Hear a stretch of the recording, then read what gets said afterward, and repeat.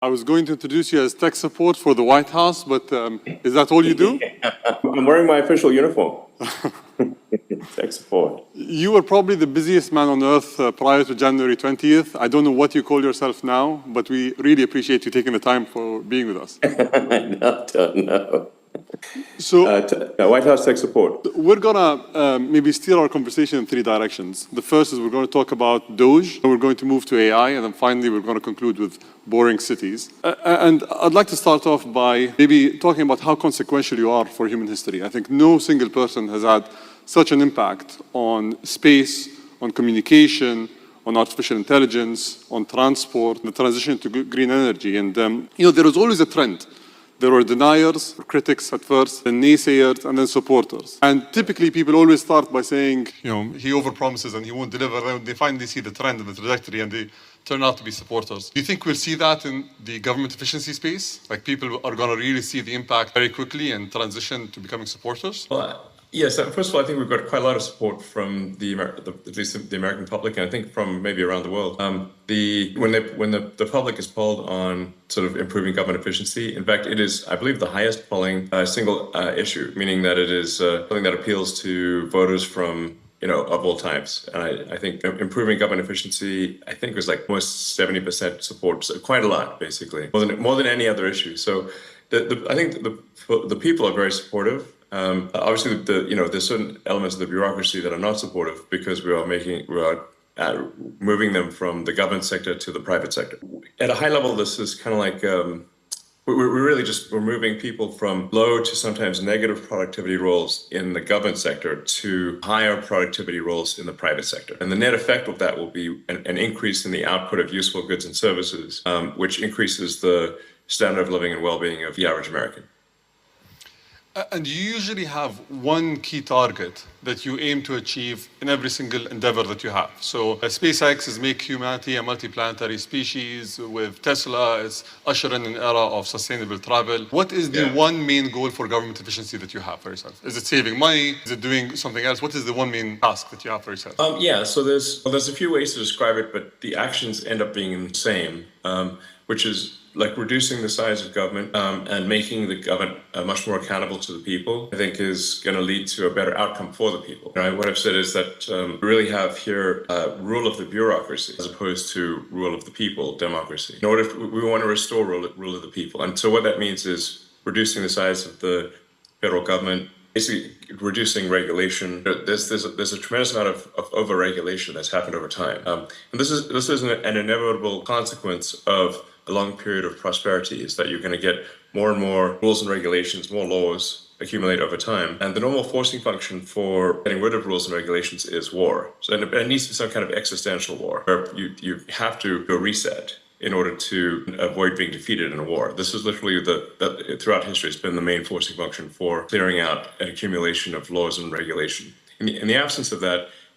every year you get more laws and regulations until eventually everything is illegal and nothing is permitted. And that's sort of the situation we have these days. So the aspiration here is a reduction in regulation and reduction in government spending such that the economy is able to grow faster. Maybe the economy can grow at 4 or 5% potentially in terms of real useful goods and services output, and then government spending can be reduced by about 3 or 4% of the economy, about maybe $1 trillion or more. And the net effect of that would be no inflation from 2025 to 2026. So that would be quite remarkable. And also, if the U.S. government is buying less debt, which I think will be the case, if the deficit drops from 2 trillion to 1 trillion, then there'll be 1 trillion less debt that the government needs to buy, which will drop, of course, interest rates to drop significantly. And that means people's mortgage payments, car payments, credit card payments, student loans, whatever debt they have,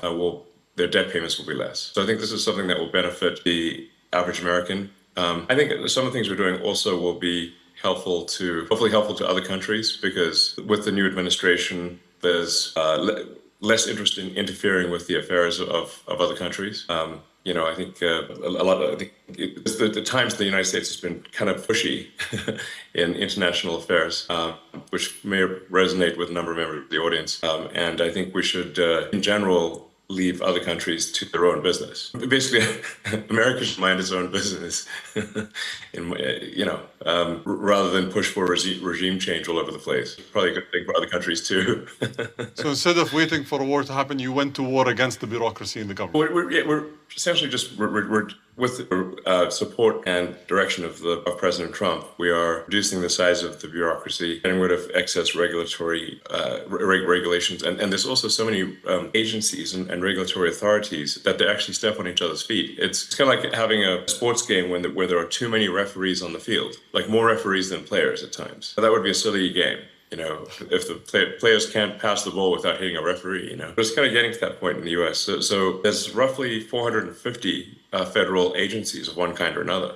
That's more agencies. That's almost an average of 2 agencies per year since the formation of the United States. So, how many agencies do you really need to run a country? 99? Not 450, that's for sure. And how do you guarantee that all the incredible achievements that you aim to have in terms of savings, in terms of impacting the lives of the American people, are not going to be reversed in 4 years? Typically, this cycle, it's reversed every 4 years. Do you think it's going to be so impactful that it won't be reversed? Is there any ways that you can, ensure that the progress is going to be continuous? Well, I think we do need to delete entire agencies as opposed to leave part of them behind. Because if you leave part of them behind, it's easy. It's kind of like leaving a weed. If you don't remove the roots of the weed, then it's easy for the weed to grow back. But if you remove the roots of the weed, it doesn't stop weeds from ever growing back, but it makes it harder. So we have to really delete entire agencies, many of them. That's not to say there won't be an increase over time of bureaucracy in some new administration, but it'll be from a much lower baseline. So it's a step in the right direction. I think the overarching goal here is to lay the foundation for prosperity that will last many decades, maybe centuries. Yeah, but it won't be forever. Nothing's forever. But I think we can strengthen the foundations of the United States substantially. And what lessons can other governments learn from the US? You say tech support on your shirt. Is that only technology, or is there other things? How do you approach efficiency? A shocking percentage of the problem, or maybe not shocking for those who know it, but a big percentage of the problem is improving the technology that the government runs on. So the U.S. government runs on a collection of thousands of computers, many of them antiquated, running very old software, and the computers don't talk to each other. And so that's why tech support is kind of a real thing. In order to make the government more efficient, you have to improve the technology. You may have read about the example I used recently when President Trump was signing one of the DOGE executive orders of the difficulty of U.S. government workers retiring. Like the maximum retirement rate is $10,000 a month, and the reason for that is because the retirement is entirely paperwork right now. It's manually calculated paperwork that's put in an envelope and then taken down a mine shaft and stored in a mine. And then one of the things that affects the rate at which federal workers can retire is the speed of the elevator in a mine in Pennsylvania, which is bizarre because it should be digital. So then when we said, well, why isn't it digital? They said, well, we have had a digitization program going since 2014. So that's been 11 years. So then we asked, well, so how much progress have you made? And they said, B. You mean you're giving yourself a grade of B? No, we're on the letter B. So I'm like, okay, we're going to need to really provide some tech support here.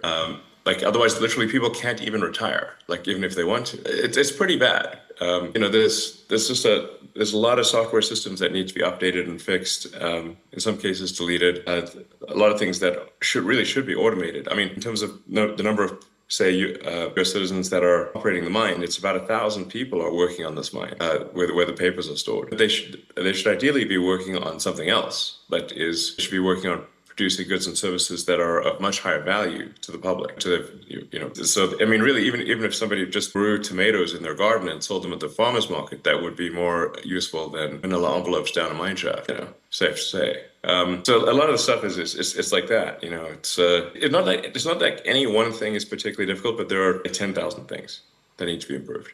So it's efficiency through innovation rather than efficiency through austerity and cost cutting specifically, right? So you're trying to do both at the same time. Maybe focus more on tech support and cutting costs? Well, by improving the technology, the costs do reduce. So, it's very expensive to have 1,000 people operate a mine doing paper retirement, whereas that really should just be digitized and be a computer that's with the information stored in the cloud, and it's very straightforward. But automation, will help there a lot. And then, but like a lot of things just really shouldn't exist. They're kind of vestigial. A lot of attention has been on the sort of USAID, for example. When we looked at a lot of those programs, we should look, why does this actually exist? Is there really a need for it? There's National Endowment for Democracy, but I'm like, okay, well, how much democracy have they achieved lately? I don't know, not much. So the picture they have on their website is a picture of Reagan and Gorbachev. That's been a while. That was the 80s. So it's not I'm obviously not opposed to democracy, or there's all these things that get funded, but we're like, well, why does this need taxpayer money? It doesn't seem like it does. There's a lot of sort of pushing DEI worldwide that this obviously the Trump administration doesn't agree with, and we want to terminate that stuff, which we are, and make sure the schools focus on improving basic education of kids. As President Trump said, I think yesterday, maybe today, the United States is currently ranked 40th out of 40 in the OECD for education, which is pretty bad.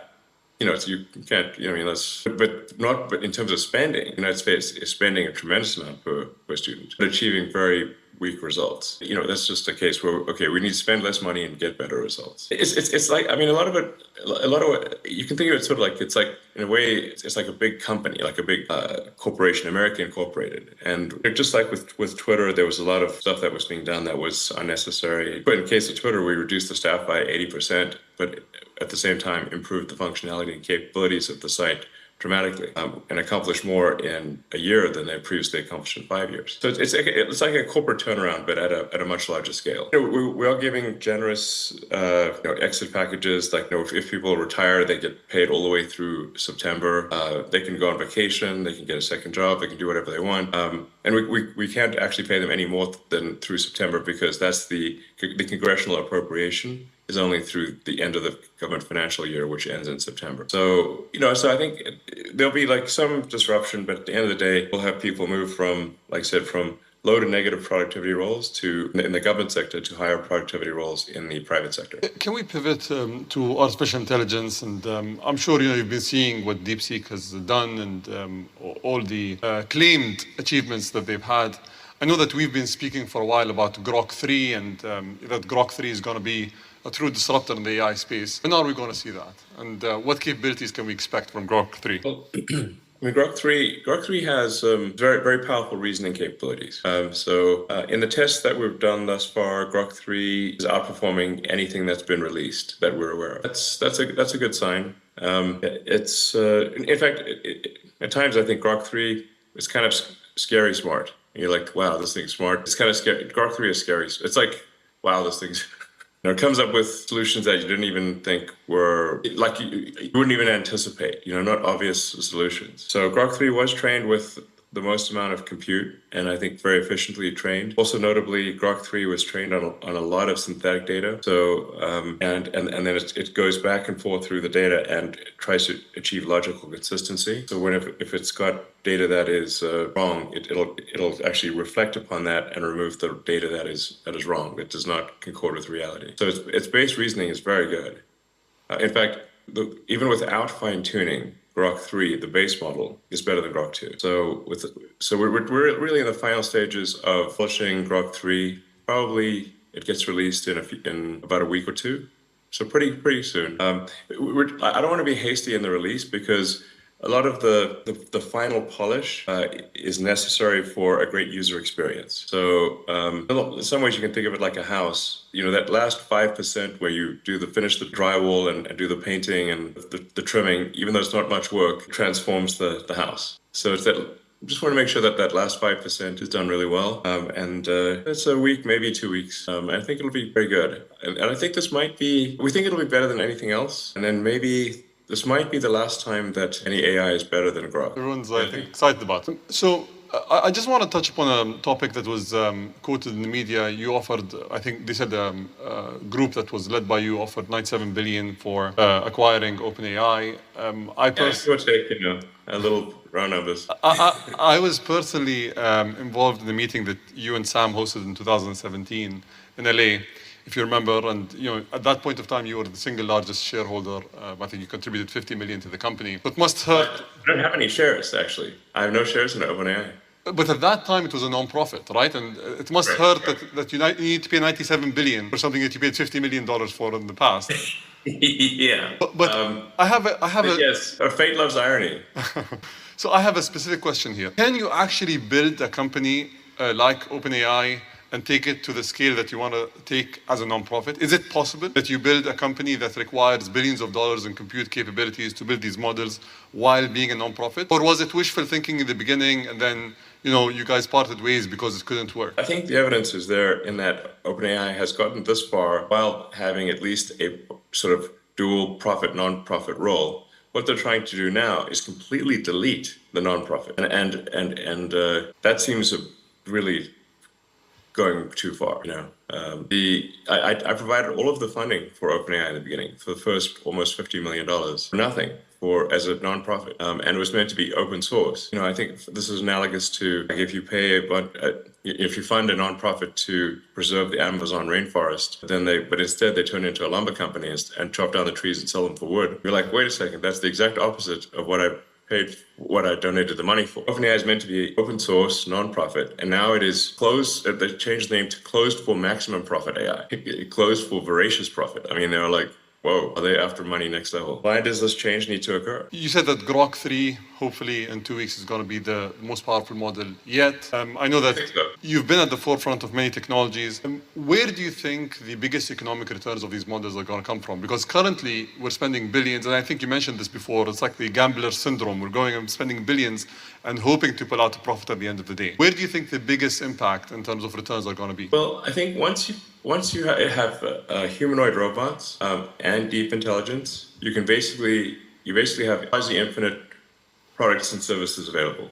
With Tesla building the most advanced humanoid robot, then those humanoid robots can be directed by deep intelligence at the data center level. You can say you can produce any product, provide any service. There's really no limit to the economy at that point. You can make anything, provided, like I said, I'm not sure. At that point, will money even be meaningful? I don't know. It might not be. Because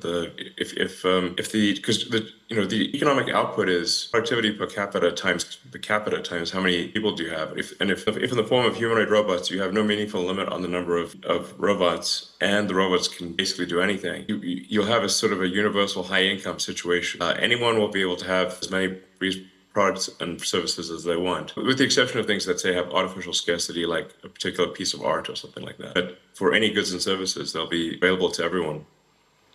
So you've been. It's going to be a very different world, In fact, I recommend that people read maybe the Ian Banks, the culture books, for a frame of reference. So, because money is really like a database or an information system for resource allocation. If you don't have a scarcity of resources, it's not clear what purpose money has. Have you watched the movie Idiocracy? Yes. How do you guarantee that we don't end up in that world? If we don't need money, if AI can think for us and do all these tasks, if as people, we're dependent on something else to run the society and everything around it, how do we not end up in that world? Well, I think Idiocracy was basically saying that if smart people don't reproduce, but only dumb people do, then everyone's going to be dumb. I mean, that's basically what I was saying. That's the opening sequence of Idiocracy. The first 10 minutes are amazing. And I hear people unironically say the statements that are said in the opening sequence of Idiocracy, where they don't have they're too busy with their careers to have kids, and they keep postponing having kids for their careers until they're too old to have kids, and then they don't have kids. And I've heard many people like that. So yeah, I mean, I don't know. I think we might be headed to a bimodal human intelligence distribution. A small number. It's kind of maybe like more like Brave New World, where you've got sort of a small group of very smart humans, but then maybe the average intelligence drifts lower over time potentially. We have assortative mating, in the last several decades that did not exist before. So. But human intelligence, I think, will be dwarfed by machine intelligence. I'm not sure how to feel about that, except that it appears to be inevitable. That at some point, human intelligence will be a very small fraction of total intelligence. That digital intelligence will be more than 99% of all intelligence in the future. Hopefully the computers are nice to us. But I think... Wishful thinking. Wishful thinking. I hope so. I think it matters like how we bring up AI, because you can think of AI like a super genius child, but it still matters even if you have a super genius child. Like what sort of values do you instill in that child? What do you say that teach that? How do you, as a child's growing up, what values do you teach the child? Something that I think is extremely important is to be maximally truth-seeking. I think that's like that's in some sense, what's the most important thing for AI safety? I think it's to be maximally truth-seeking. I think also curiosity is important. I think if it's curious and truth-seeking, it will foster humanity because it would be curious about how humanity would develop. I think that then it would probably, if it's curious, it would be curious about, okay, let's see how the humans do. Let's foster their development. And if it's truth-seeking, we can avoid dystopian outcomes. An example being like, say, when Google Gemini was programmed to make every output be diverse, even if it didn't match reality, so it was asked to produce an image of the founding fathers of the United States and instead produced an image of a group of diverse women, which is factually untrue, The problem is, like, if hypothetically an AI is designed for DEI, diversity at all costs, it could decide that there are too many men in power and execute them. So problem solved. Or it could decide that that misgendering is the worst thing that could possibly happen. In fact, I believe, not to pick on Gemini, but I think because ChatGPT has had this issue too, it's like if you ask the AI, which is worse, misgendering Caitlyn Jenner or global thermonuclear warfare, and it said misgendering Caitlyn Jenner, which is troubling. Because then it could decide, and in fact, even Caitlyn Jenner weighed in and said, "No, definitely misgender me. That's way better than nuclear war."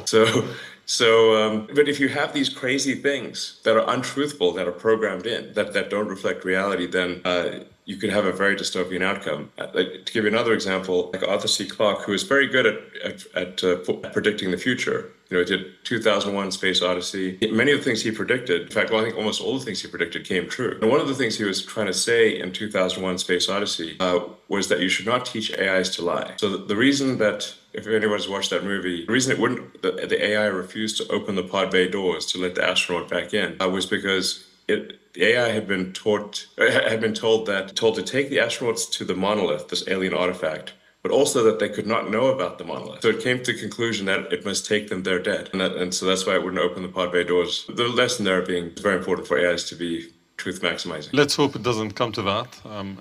Yes.